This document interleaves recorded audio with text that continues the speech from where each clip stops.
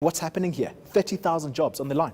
It certainly is an alarming number, but certainly government appears to have no other option. As they're looking for ways to stimulate the economy, they're also looking at ways to reduce government's core costs. And one of those costs that they have flagged is a bloated civil service.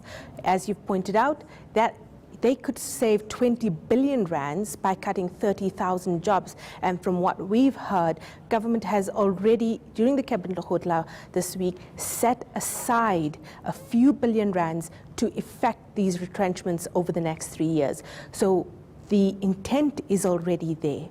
But the alarming thing is that this comes on the back of retrenchments elsewhere in the economy. And this certainly does not bode well for South Africans when the economy isn't growing as quickly as it should, because a lot of these people are really going to struggle to find work elsewhere. Before we talk about what the unions or how the unions are going to react to this, let's talk about whether this is part of that mooted story about cabinet, the size of cabinet being reduced. Is this part and parcel of that bigger plan?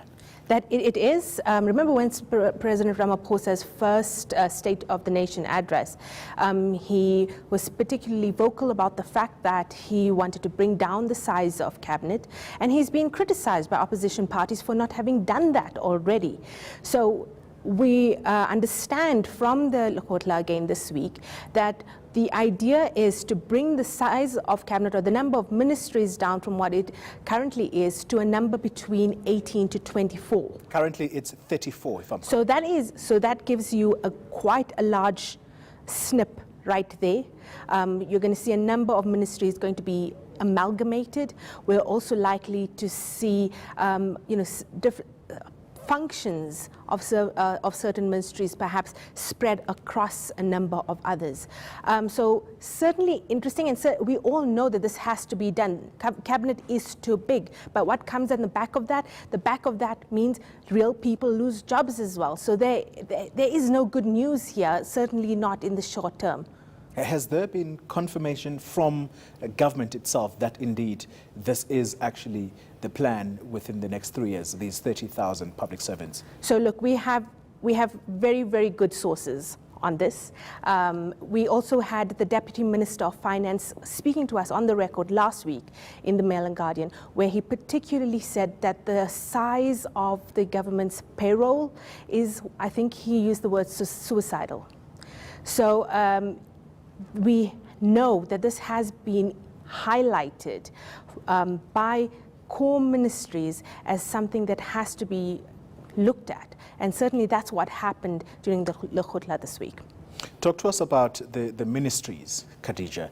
There has been talk that some ministries will be collapsed and some will be merged. Any idea yet which of these ministries are going to be as government tries to reduce the size of this bloated cabinet?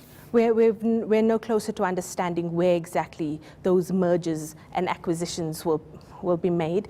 But we do understand that there are a number of iterations and a number of plans floating about.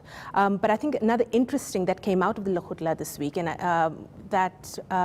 it was actually Minister Dr. Cosatu Zuma, who was very vocal about the fact that several ministries are rendered rudderless because of ministers taking action on their directors general, leaving several ministries without leadership, without actually a functionary to do the job that they are meant to do.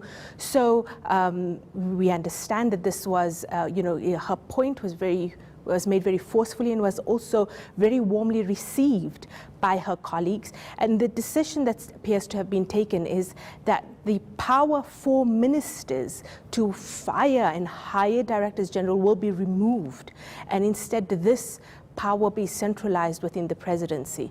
So that's also an interesting tidbit coming out of there, and I think certainly also, comes back to your point about how exactly a future government is exactly going to be figured out in, over the next few months.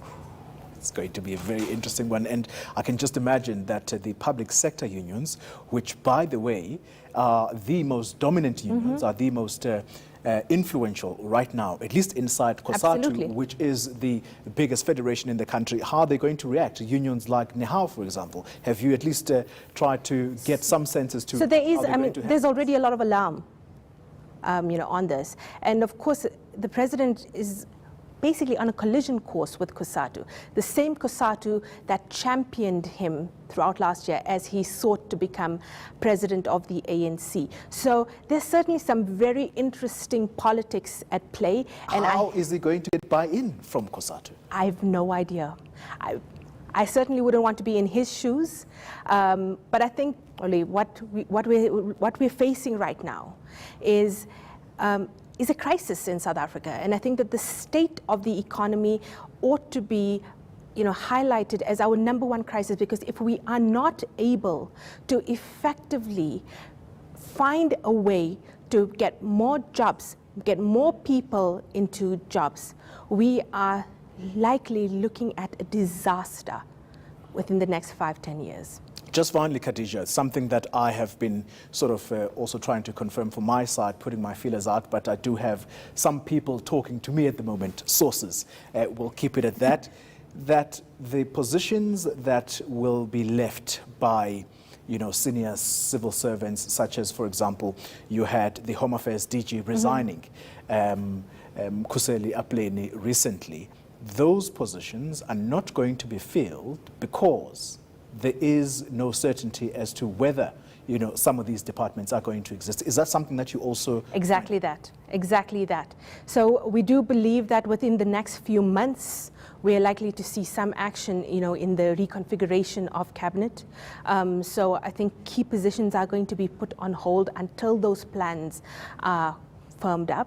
But, obviously what we as the media need to watch is what the effect this may have or not have on service delivery or not. And certainly I think that, what we are faced with again is a moment of crisis. The economy really is in crisis. The number of people without jobs in South Africa is a national crisis. We need to put our heads together to figure out how we're going to fix this. Khadija Patel, thank you very much for making the time to talk to us about that all-important story that is on your front page story, on your front page newspaper today, the Mail and Guardian. Thanks indeed.